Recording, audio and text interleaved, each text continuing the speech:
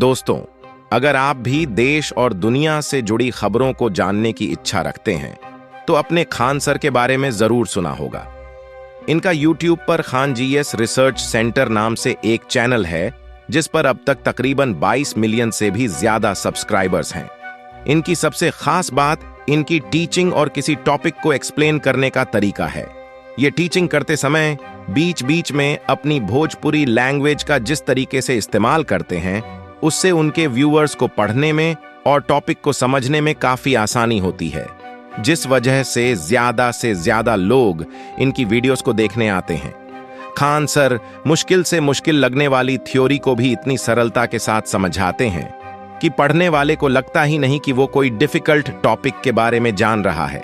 सिर्फ यही नहीं बल्कि खान सर को उनके चाहने वाले लोग भारत के दूसरे डॉक्टर एपीजे अब्दुल कलाम के नाम से तक पुकारते हैं। अब दोस्तों, आप भी सोच रहे होंगे कि आखिरकार कौन है ये खान सर और कैसे इन्होंने अपने चैनल की शुरुआत करी, किस तरह इन्होंने मुकाम हासिल किया।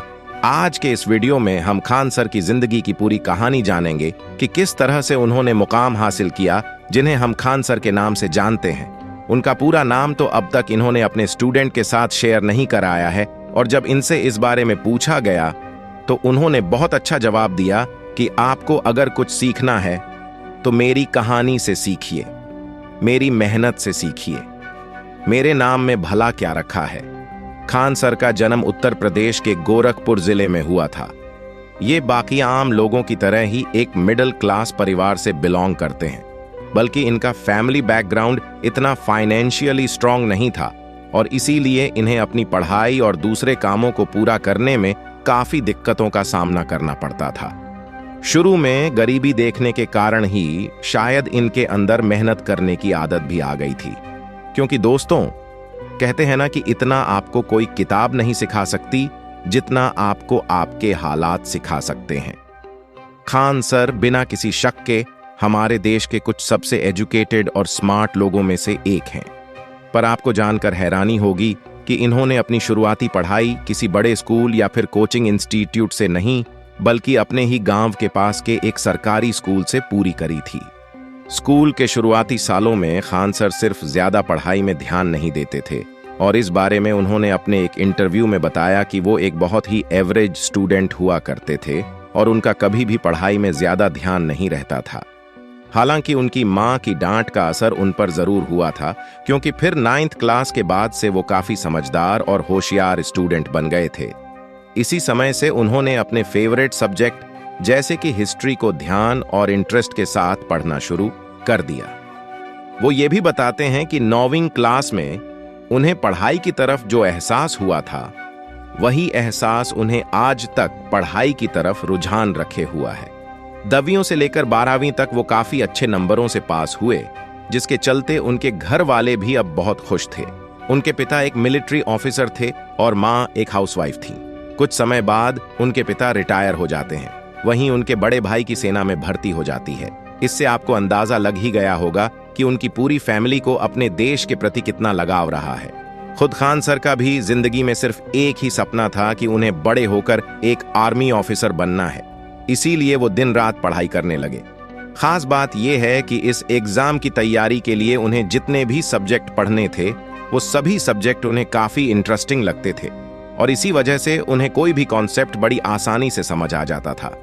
इतनी पढ़ाई करने के बाद जब उन्होंने फाइनली एनडीए का एग्जाम दिया तो वो काफी अच्छे मार्क्स के साथ पास तो जरूर हुए, लेकिन दुर्भाग्यवश उनका सिलेक्शन नहीं हो पाया और इसके पीछे वजह थी उनकी फिटनेस।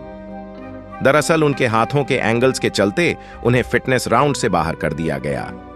ये जानकारी जब खान सर को मिली तो वो काफी दुखी हुए।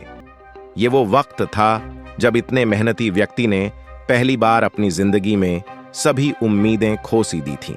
उन्होंने खुद को कोसना शुरू कर दिया, क्योंकि उनके हाथों में जो दिक्कत थी वो उसको ठीक भी नहीं कर सकते थे। इस कंडीशन का कोई इलाज न होने के कारण वो काफी टूट गए थे। यह वक्त उनके लिए पर्सनली बहुत मुश्किल था और इस समय पर उनका पढ़ाई की तरफ भी इंटरेस्ट खत्म होने लगा था। वो अपने जीवन में बचपन से ही एक आर्मी ऑफिसर बनने का सपना देखते हुए आए थे और उन्होंने तय करा कि वो किसी बड़ी जॉब को करने के बजाय गरीब बच्चों को अच्छी एजुकेशन देंगे, जिससे गरीब घर के बच्चे भी आगे जाकर कुछ बन सकें और अपने फ्यूचर को सिक्योर कर सकें। दोस्तों, ये इतना आसान नहीं था, क्योंकि जैसा कि हम सब जानते हैं कि खान सर की आर्थिक स्थिति इतनी अच्छी नहीं थी। उन्होंने अपनी सेविंग्स और बाकी जगह से इंतजाम कर पैसों को इकट्ठा करा और पटना में अपना कोचिंग सेंटर खोल दिया, जहां वो बच्चों को पढ़ाने लगे। पर अभी भी उनके जीवन में वो लहर नहीं आई थी जिसने इनका जीवन बदल दिया है, क्योंकि शुरुआत में उनकी कोचिंग सेंटर में बहुत कम बच्चे पढ़ने आते थे। उस समय खान सर की कम्युनिकेशन और टीचिंग स्किल्स काफी अच्छी थी और इसी से उन्होंने अपने बच्चों को भी पढ़ाने का एक नया तरीका खोजा। वो अपने स्टूडेंट्स को इंग्लिश या हिंदी में सिखाने की जगह पूरी भोजपुरी भाषा का इस्तेमाल करने लगे, जिससे बच्चे बोर ना होकर पढ़ाई पर पूरे तरीके से कंसंट्रेट करें और उन्हें अच्छे से कॉन्सेप्ट भी समझ में आ जाए। खान सर की टीचिंग का तरीका धीरे धीरे रंग लाने लगा था और बच्चे भी इसे काफी पसंद करने लगे थे। इसी वजह से उनके कोचिंग सेंटर में समय के साथ स्टूडेंट्स की संख्या भी बढ़ने लग गई थी। फिर एक समय ऐसा आया कि रूम में बैठने के लिए स्टूडेंट्स को जगह तक कम पड़ने लगी। अपने माता पिता के समझाने पर उन्होंने अपने आगे की पढ़ाई भी जारी रखी और इसके बाद इलाहाबाद यूनिवर्सिटी से बीएसएससी और एमएसएससी में अपनी पढ़ाई पूरी करी। हालांकि इससे पहले भी उन्होंने ट्रिपलिंग की पूरी तैयारी कर रखी थी। एग्जाम के दिन शायद फिर भाग्य ने इनका साथ छोड़ दिया था, क्योंकि जिस दिन एग्जाम था उस दिन ये पूरे दिन सोए रहे और एग्जाम का वक्त निकल गया। पर दोस्तों, भले ही वो दिन उनके लिए इतना अच्छा ना रहा हो, पर आज के समय उसी दिन के कारण लाखों बच्चों का भविष्य बन रहा है। क्योंकि अगर उस दिन खान सर परीक्षा के लिए उठ गए होते तो शायद आज हम लोग उनके बारे में कुछ नहीं जानते और उनका ज्ञान भंडार हमारे नसीब में नहीं होता। आपको सुनकर हैरानी होगी कि जब वो बीएसएससी की पढ़ाई कर रहे थे तो 3 बार जेल भी जा चुके थे। दरअसल जब वो कॉलेज में थे तो स्टूडेंट यूनियन के मेंबर थे।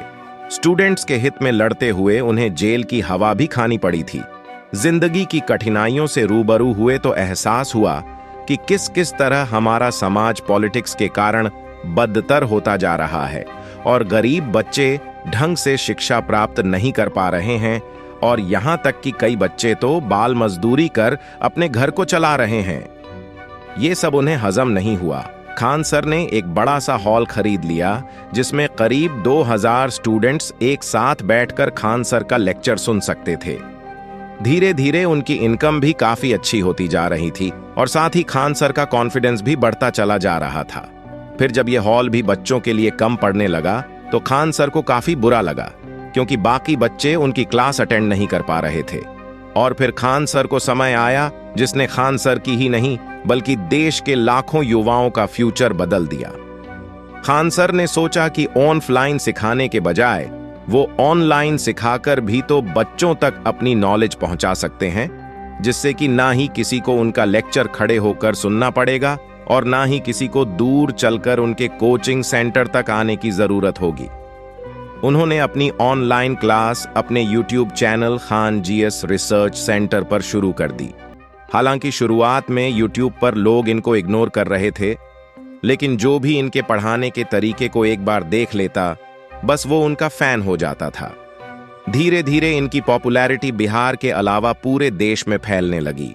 इनके YouTube चैनल के पॉपुलर होने का कारण ये है कि ये अपने हर वीडियो के अंत में प्रॉब्लम्स को सॉल्व कर उसका हल भी बताते हैं।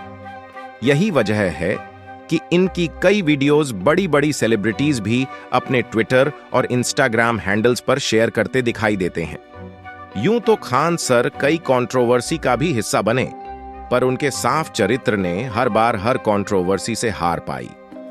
समय के साथ खान सर ने भी अपने सिखाने के तरीके को इम्प्रूव किया और देखते ही देखते उनके चैनल पर मिलियन सब्सक्राइबर्स पूरे होने लगे।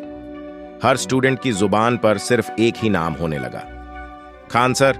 आज के समय इनके चैनल पर 22 मिलियन से ज्यादा सब्सक्राइबर्स हैं और इनकी हर वीडियो पर 3 मिलियन से ज्यादा व्यूज आते हैं। इसी के साथ YouTube के जाने माने सितारों में से एक बन गए हैं। इससे आप समझ सकते हैं कि खान सर ने कितने कम समय में कितनी ज्यादा पॉपुलैरिटी हासिल कर ली है। तो दोस्तों, आज के इस वीडियो में बस इतना ही।